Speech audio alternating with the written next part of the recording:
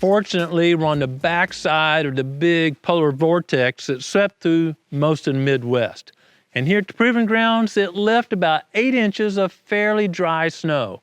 We're a day or two past any snow now, and the sun's out today. It's still cold, but sun's out, and it's starting to melt down, and these are perfect conditions for snow seeding. We're at a plot that's got quite a few trees in it. We can get a tractor and a drill in here, but it sure is painful. We call this area Clover Mountain because when I first cleared it out, I planted clover in here. And that's turned out to be a really good attraction and an early spring food source for this plot.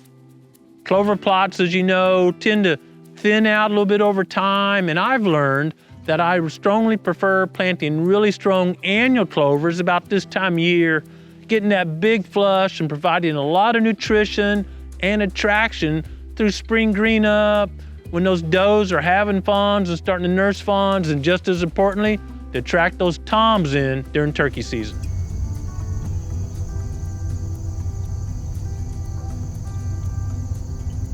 Turkeys, of course, like eating clover. We've showed a lot of crops cut open that had clover leaves in there, but a lush clover stand will attract a lot of bugs, and turkeys certainly like insects. So you create kind of a insect plot here, and those turkeys are gonna come running because that's really rich in protein during the breeding season. So my objective today is to do some snow seeding, and I just want to thicken up a stand of clover that I know is here, but it's underneath the snow. And then this fall, I'll come on top of that clover. You know, I say fall, late summer, August, September, and boy, that clover's pretty beat down. It's been dry, and it's an annual clover. Some of it may have went to seed, and I'll overseed it with the fall release blend that give me all my small grains and everything else to make this a great hunting spot. Got to be realistic. I'm in the middle of timber, pretty small spot. This is not a nutrition feeding spot. Now, of course, deer and turkey will get some good nutrition out of here, but it's not gonna, feed deer on 600 acres. So I'm gonna make this a really good early spring nutrition.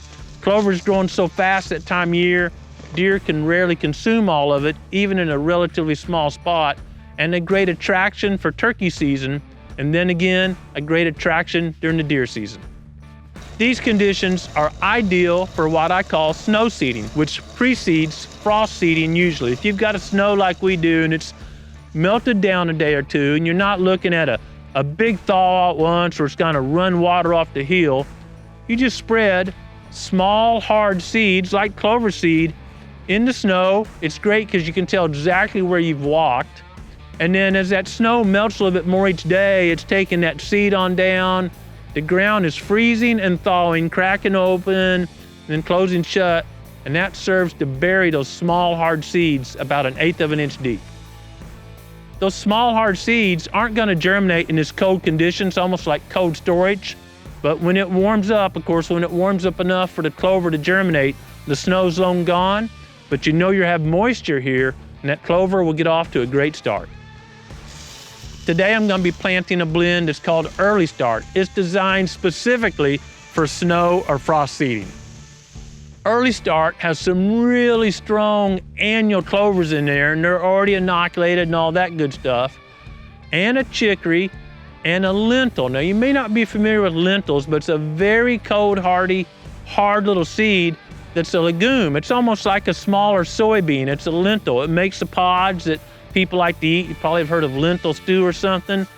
But the whitetail market has kind of ignored lentils. But for these situations, it's a great seed to include in the blend.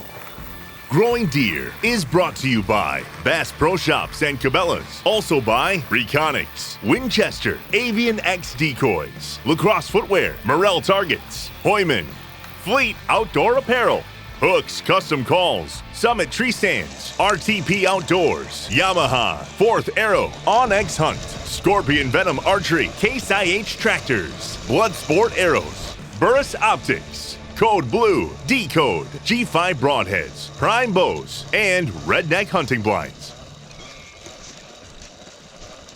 I mentioned frost seeding, you could wait till all this snow's gone and gamble that we'll have some nights that are cold enough to freeze and thaw, freeze and thaw. That's a frost. But I prefer snow seeding even more. It's not going to get warm enough for those seeds to germinate, and I can see exactly where I've walked, so I can get a really good seed distribution in the plot. As normal, when I'm broadcasting, my goal is to go, one way, north and south, let's say, and spread about half the amount for the plot size, and then go east and west. That crisscross pattern allows me to ensure I've got good coverage everywhere. I know from using onX, the top of this mountain here is about an acre food plot, so I'm gonna plant about 25 pounds, shoot for getting about 12 pounds, give or take, on my first, and then when I come back the other way, use the rest of the seed. No doubt the snow will melt in a few days, but it'll be a while before the soil temperature is warm enough for those seeds to germinate. I'll be checking it and share with you the germination rate and how good the stand looks. Then hopefully again, come turkey season, when a big old Tom is strutting in the plot. Even when it's cold outside, as long as you're moving, walking, it's not too bad. And conditions like this can be a great time to get outside and enjoy creation. And the solace of a winter woods is a really good place to be quiet and listen to what the Creator is saying to you. Thanks for watching Growing Deer.